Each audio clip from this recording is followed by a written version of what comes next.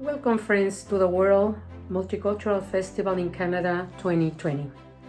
My name is Gilda Pontbriand, and I'm a Canadian artist born in Mexico City. I have been painting all my life, but I started painting full-time in 1991. And I have exhibited in countries such as Canada, the United States, the Netherlands, Japan, Korea, Spain, Mexico, and many more. I have received 24 prizes for my work in oil, acrylics, and mixed media, and 10 more prizes for photography and digital art. When Jean-Robert Souza asked me to talk about Mexican art for the Multicultural Festival 2020, my first thought was to talk about Frida Kahlo, who is one of the most recognized female artists in the world. On second thought, I decided to talk about Mexican muralism, because it is a multifaceted movement that not only changed Mexican identity, but it also changed the way many artists paint around the world. The first pictorial movement in Latin America that was compromised to break with a European aesthetic concept of art and to give Latin American a symbol of authenticity. This movement had two main goals, one artistic and the other one socio-political. During the pre-Columbian times, Mexican artists used to paint murals inside their temples, telling the story of emperors, warriors, priests, etc., etc.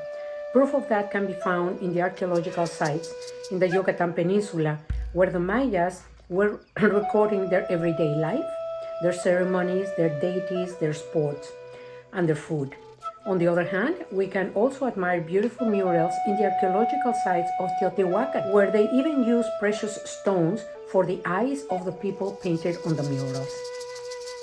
Although the tradition of telling our stories by painting them on walls existed before the Spaniards conquered Mexico, it was at the beginning of the 20th century that the great movement changed the artistic world forever.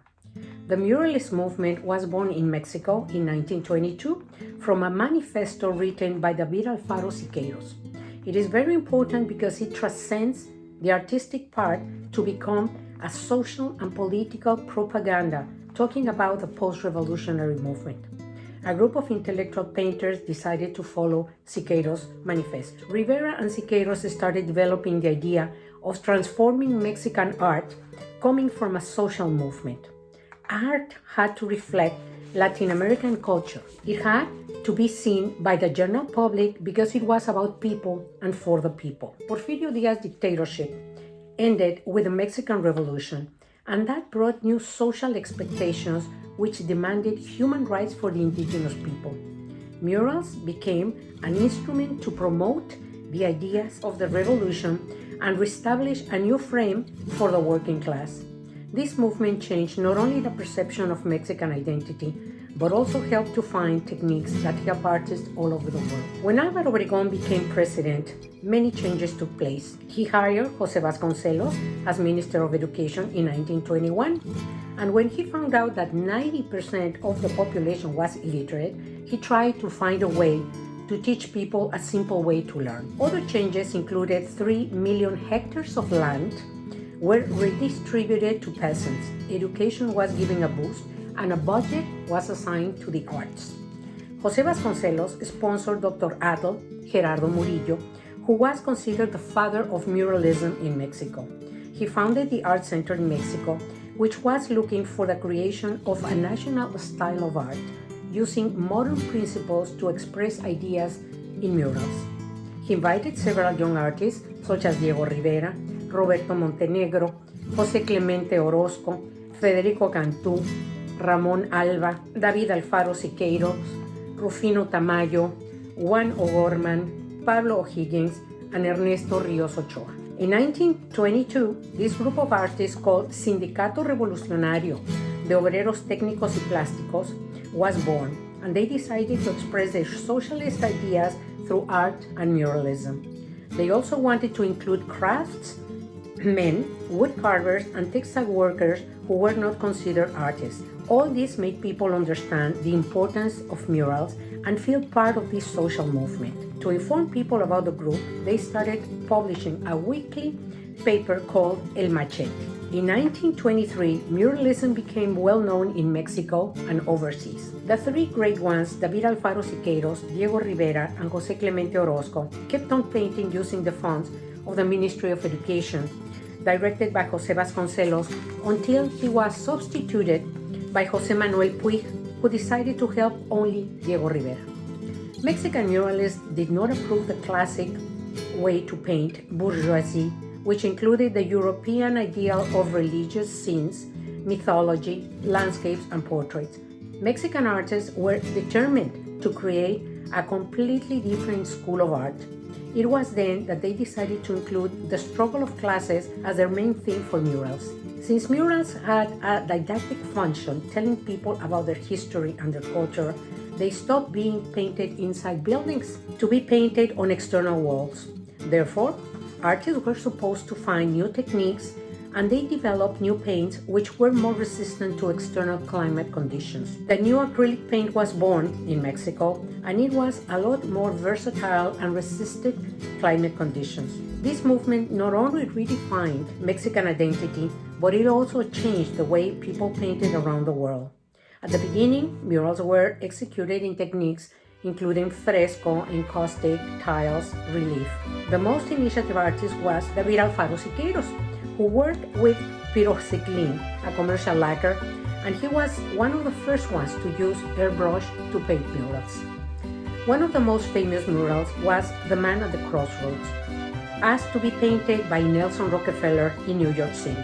It was a dispute between Pablo Picasso, Henri Matisse, and Diego Rivera. All of them said no to Rockefeller plea due to restrictions about the piece, which included that the mural had to be monochromatic and a piece of decoration. After a few negotiations, Diego Rivera accepted to paint the mural as long as he could use color and have some wording on it. Rivera decided to paint about capitalism versus communism.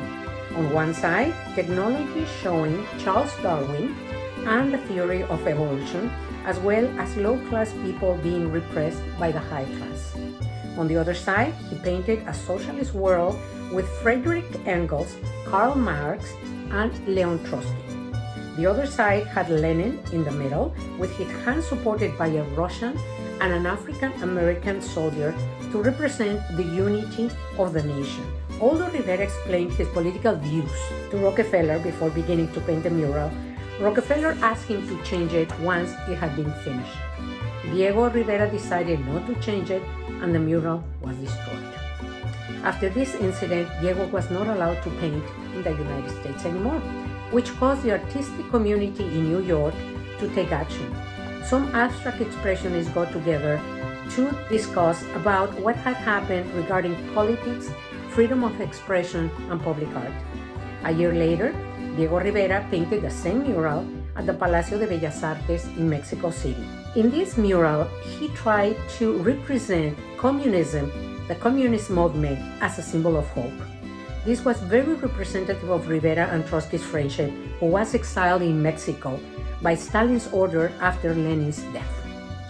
The production of public art in Mexico from the 1920s to the 1950s was called Escuela Mexicana de Pintura y Escultura by historians and critics. It is not a school in the strict meaning of the word because it includes several artists from different generations with different styles of paint. We could say that this school is a combination of public and aesthetic ideals. The main characteristics of Mexican muralism are leftist political propaganda, indigenous people considered basis of the creation of modern Mexico, and the struggle of classes. Another important aspect was that the muralists considered art not as owned by an elitist minority, but as a benefit for all classes.